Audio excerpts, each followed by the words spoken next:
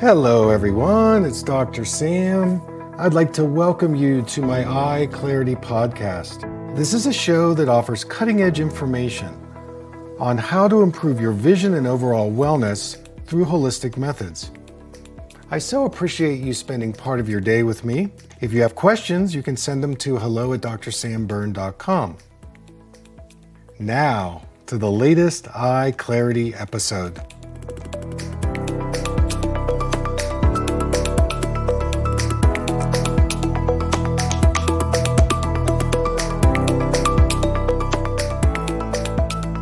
Hey everybody, it's Dr. Sam, and I want to bring you in on a session I did recently with somebody who was diagnosed with macular degeneration. Seems to be going around. More and more people are developing macular problems, whether it be wet or dry. So enjoy the show, and here we go. Here's where we begin. I'm going to give you a little anatomy lesson.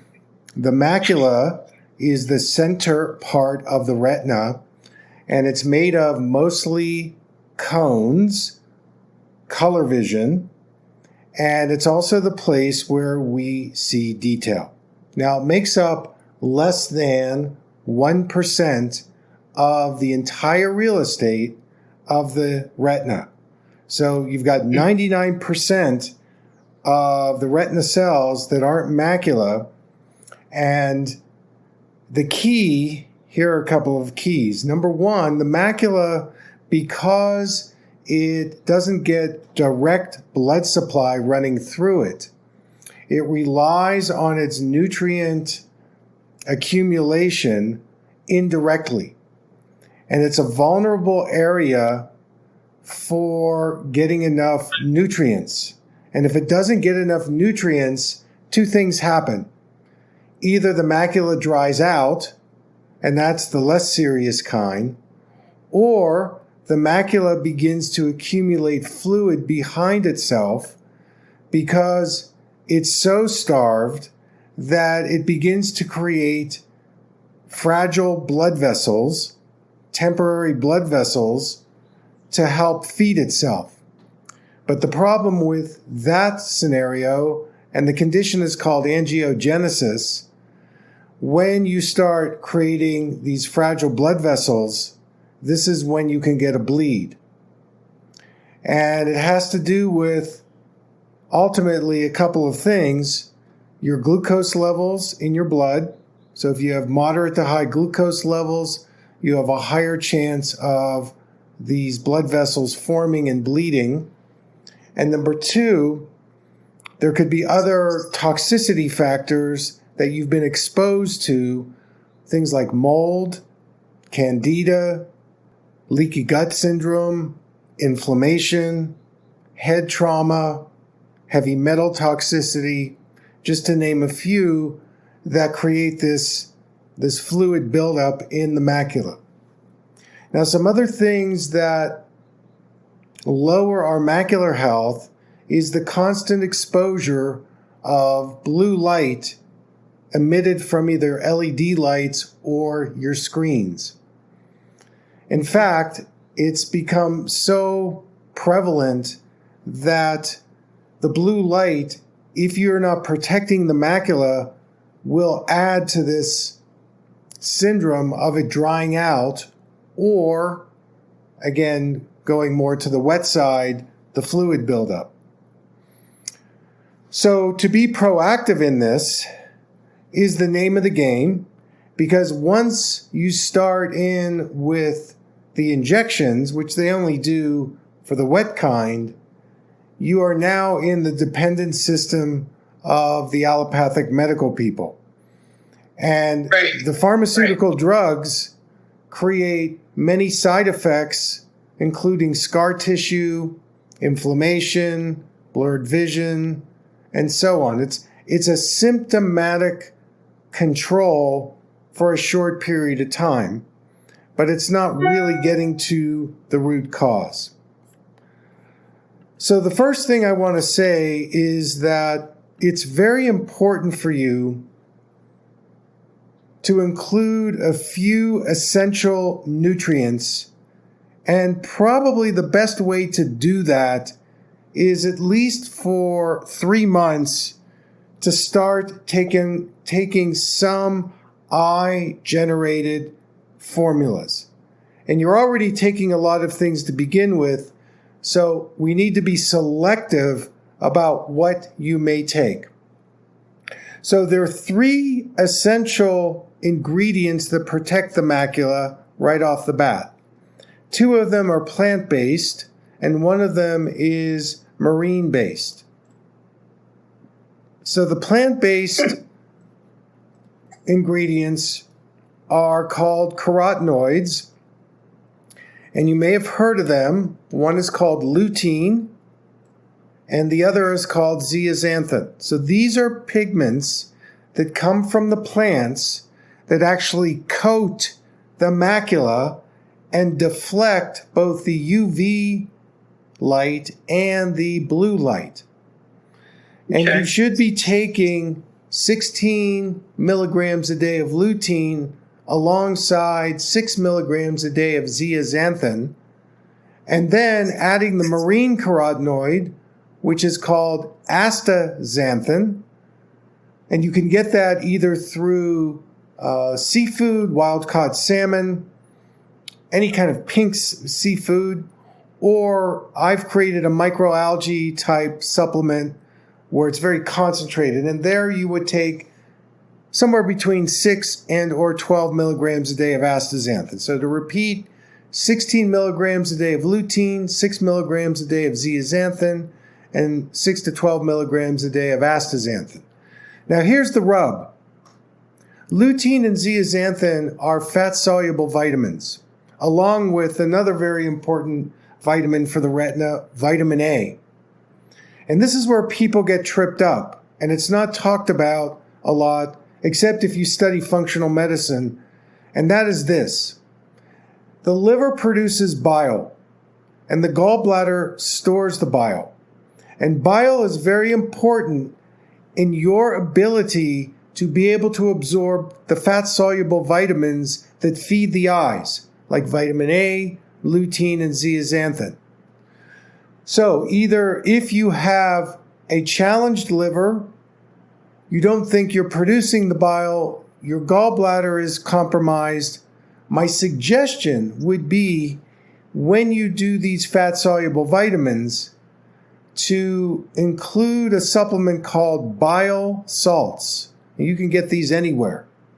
And you take the bile salts after a meal, and it helps you absorb the fat-soluble vitamins.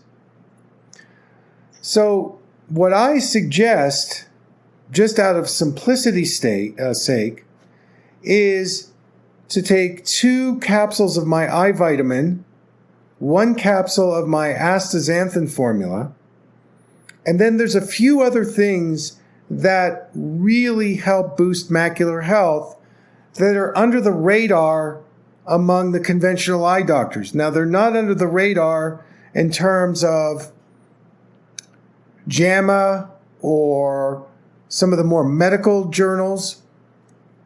So number 1 is a form of vitamin E, which is from a tree called annatto, Annatto.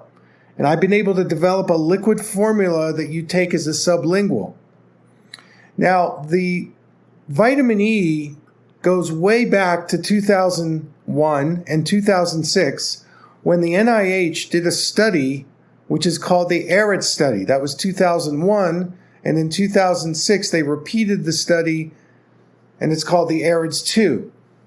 And in that study they found that there were certain essential ingredients that reduce the risk of macular degeneration. And vitamin E was one of those ingredients. However, the vitamin E that they were promoting, there has been a new and improved plant-based vitamin E, we call it tocotrienol, which is much more absorbable, and it has a higher protective quality in the retina and the macula. And it's why I moved away from the traditional vitamin E to this liquid form of vitamin E called Annatto E, which again, you can get through my web store. In addition, there is another ingredient, and the studies have been off the charts in terms of positive effects with the macula. And this is a spice, which I know you've heard of, called saffron. Now, saffron has a very high potency of antioxidants. It's got some pigments in it that can actually really boost your macular health. Now, saffron is very expensive, and I used to prescribe it as an essential oil, but it burned when you put it on your face, and it was also very expensive. So I was able to create a saffron in a capsule form, and it really rocks. It's really good. So I would add that to your regimen, and so to summarize, it would be the Annatto E, which it's a liquid that you take through your mouth, the saffron capsule, and then the astaxanthin, and then the eye vitamin, which has lutein, zeaxanthin, vitamin A, zinc. Zinc is another important trace mineral that helps in the absorption of vitamin A. Bilberry, which is an herbal formula that helps improve the circulation in the retina. Ginkgo, which also helps the vascular health. And taurine, which is an amino acid that's been shown to improve your optic nerve health. So you're getting all of that in the eye vitamin formula. It is a powerhouse. So it's basically... That's what I think you'd have the answers here. I knew you would. So the two capsules a day of my eye vitamin is going to have everything in it except the astaxanthin and the annatto vitamin E or the saffron. Those are add-ons that I've created later. But if you do those things, it's going to start feeding the macula, and you're going to stave off any starvation that occurs in that very small concentrated area where the cones are packed together, which creates that detail. Now, that's wonderful. There's some other things too that I want to check off my list to tell you about. So many years ago, I studied Chinese medicine and acupuncture, and this was unheard of as an optometrist to enroll in the Doctor of Chinese Medicine program. Now, I never became a DOM, but I wanted to learn the relationship and the connection between the internal glands and organs to the eyes, because there are 12 major meridians that start at the top of the head and go to the bottom of the feet. And those meridians help us, if the energy is distributed equally or in a harmonious way, we have health, we have wellness. But when we get a disease, there begins to be an imbalance in the meridians, and this is what creates both the symptoms and the physical diseases. So in acupuncture, we're not really treating the disease or the symptom, we're rebalancing to create health again. And that's the difference between a wellness model and a disease-based model. And my approach with eye health is, yes, we can label the disease and the diagnosis, but let's apply wellness model techniques so that we treat not only the symptoms, but we're treating the cause. And when you treat the cause, not only do the symptoms go away, but also you get better. So in acupuncture, the liver rules the eyes, the liver meridian, and the macula and the liver talk to each other.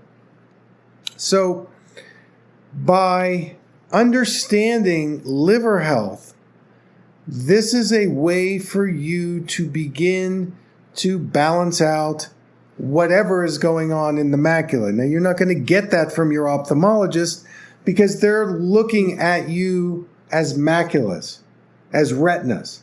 And they aren't getting the overall integrative connection that in Chinese medicine, which has been around for thousands of years, they've proven that there's an interrelationship in the body. Everything is connected. So I spotlight the liver for you because there may be a time when, if you're not 100% healed, you could do something like a liver cleanse. And a great herbal remedy for that would be either milk thistle, golden seal. And you could go to a local herbalist and either get it in a tincture, get it in a tea, however you can, and do a round of maybe a week or two of a liver cleanse. It's nice to do in the spring or the fall. So that would be another thing. Just some other things I want to spotlight here. Green tea has been shown to help eye health and eye circulation. Glutathione, the master antioxidant in the body, and it's actually produced in the liver, helps us detox, and it also helps us with cardiovascular health, regular circulation, so on and so forth. So you've got your trace minerals, zinc, selenium, chromium, and another one that's very important that's missed is magnesium. Most people are deficient in the magnesium trace mineral, and that is responsible for so many cellular chemical reactions in the body. And one of the reasons why we're all deficient in magnesium is because of the depletion in the soil. Another thing I want to bring in is your dental health. So if you've had multiple root canals or mercury amalgams, you might consider looking for a more holistic type dentist, like a biological dentist. Some of my colleagues in biological dentistry really see the carcinogenic influences that regular dentistry is doing. So it doesn't surprise me for sure. So, these are some of the main broad brushes that I would suggest. Obviously, omega-3 fatty acids are also very important, and you should be getting a good dose of those, maybe 2,000 milligrams a day as a starting point. I think that omega-3 is anti-inflammatory. It supports the nerve health, eye health, and brain health. I would add one more, cardiovascular health. So you want to get a very high quality omega-3. Make sure it's got a good amount of what we call DHA. You've got DHA and EPA in the omega-3s. The DHA is really essential, even more so than the EPA. Most omega-3s do that. One of my favorite ones is a company called Metagenics, and they put out what we call an Omega Genix 1000. So you get a good bang for your buck for the capsule size, as you're getting a lot of omega-3 in each capsule. They test their omega-3s. We don't produce omega-3, so we have to get it from either food sources, fish, chia seeds, walnuts, a little bit from flax, but generally, because we don't produce omega-3, we have to make sure we're getting a good amount.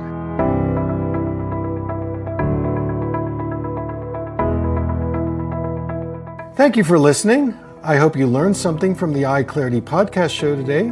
If you enjoyed the episode, make sure to subscribe on iTunes or Spotify and leave a review. See you here next time.